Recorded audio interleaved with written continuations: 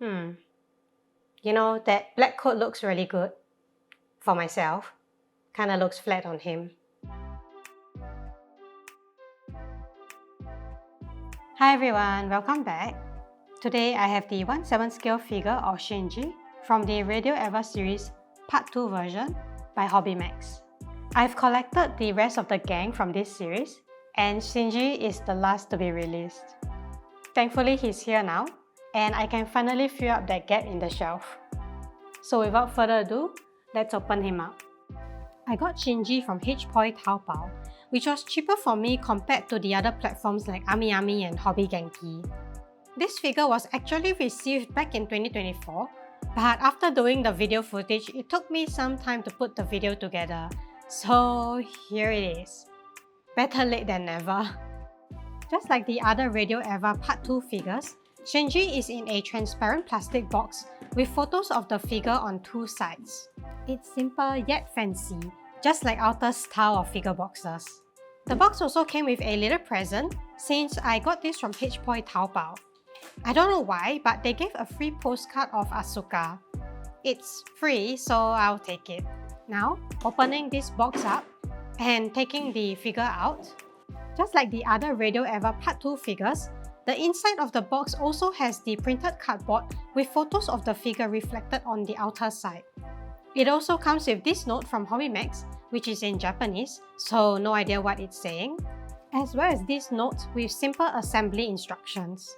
This figure comes with only one blister package, and opening this up, I first have the grey acrylic base, which is like the other radioeva Part 2 figures. The next and final item I have is the figure of Shinji himself. And that is all I got from this box.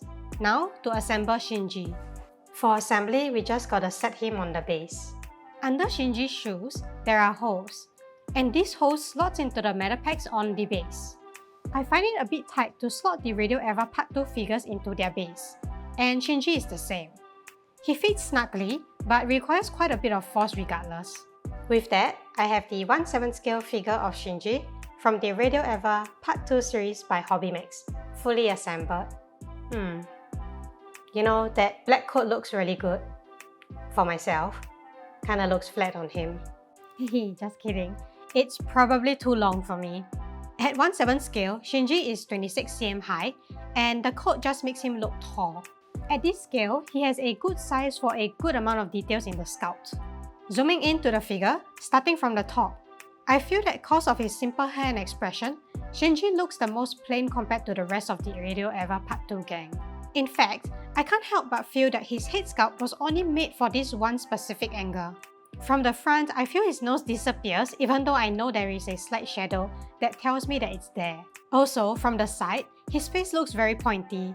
Sure, it's the old school anime style, but looks kinda strange to me. Regardless, I'm not too bothered because I'm only ever gonna display this guy in one position. Moving down is his outfit, and my comment about the lack of shading still stands. It's an all-black figure, so without shading, he really looks flat. You can only see the details of the fabric folds when you take a closer look. And I must say, the sculpt of the long coat is actually fantastic. Sure, they cheated by putting his hands in the pocket, but the pose suit the mood of this figure.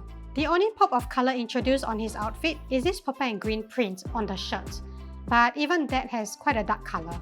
Lastly, for the bottom of the figure, we see a bit more than just black. It's nice that his pants stop above his ankles, exposing some skin color. His shoes are still all black, but the laces are in a very bright neon light green color, making it pop. Lastly, the base is the same acrylic disc like the rest of the radioeva Part 2 figures, but mine doesn't have the words radioeva printed on it. I'm not sure if it's just me because I got this from China, but it doesn't make any difference to me. All in all, although I feel that this all-black figure looks kind of flat, the amount of details that is put into the sculpt is actually quite good, and that balances it out.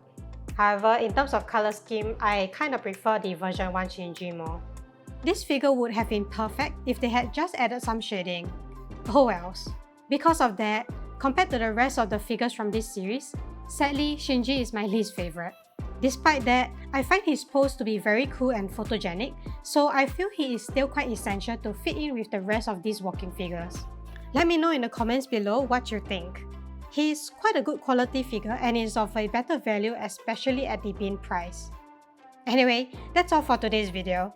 I hope you enjoyed this one, even though it's a figure from 2024. If you enjoyed what you saw, do leave a like and subscribe with notifications to stay tuned to more videos. Until then, I'll see you next time. Bye bye!